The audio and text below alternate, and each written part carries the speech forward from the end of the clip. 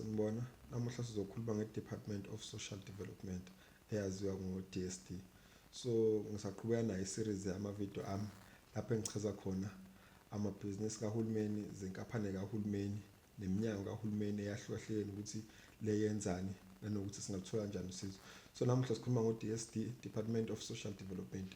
So sizokhuluma ngokuthi benzani, sikhulume ngokuthi ungathola kanjani usizo kubona, siphinde sikhulume ngokuthi imiphi iminyango engaphansi kwa-Department of Social Development. So iminyango ngesingisi mhlawumbe kuthiwa ama-agencies noma ama-entities. Okay, so u-Department of Social Development bayalekelela baphinde bethuthukise kwezenhlalakahle emphakathini yase-South Africa, so yaseNingizimu Afrika.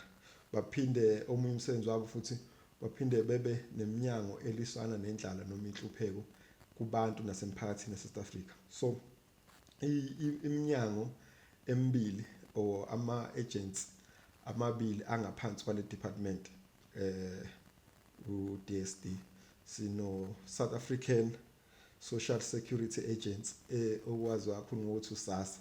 So uSASSA ulekelele abantu ngamunye abasweleyo, unama grant ahlukahlukene. So ivideo yaSASSA ngizoyenza nayo after le ngifaka ukuthi nawo uSASSA ubasiza kanjani abantu ngokwahlukahlukana kwazo izinto kaSASSA nokuthi ama grant akhona ahlukene kanjani. So uSASSA wona uye ulekelele ukuxhasa nabantu. Then uma sezoba khona enye futhi umnyango ongaphansi kwa social development obizwa ngo-NDA, so National Development Agency. So lona ke awulekeleli umuntu ngqo, uye wona ulekelele kuma NPO nama NGO okuzinkampani ezingenzi inzuzo. So uye uxhase izinkampani ezilekelela abantu emphakathini. Yona letuzana wona mnyango lo ongaphansi kwa DSD olekelela lapha. So okuningi uma ufuna okuningi ngabo ungabavashela ama-office abo. So ama-office abo akhona yonke indawo eSouth Africa, kakhulukazi ama-office kaSASSA.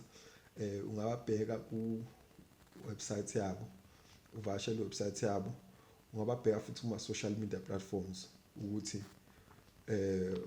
uba-follow, wenze sure ukuthi uyabalandela kuma social media platform ukuze uzothola ulwazi oluningi ngabo nememezelo abayikhipha ngaso sonke isikhathi. Nami futhi ke ungilandele because ngisazowenza ama-video alandela emva kwale eka NDA ne-video ka SASSA. Ngiyabonga.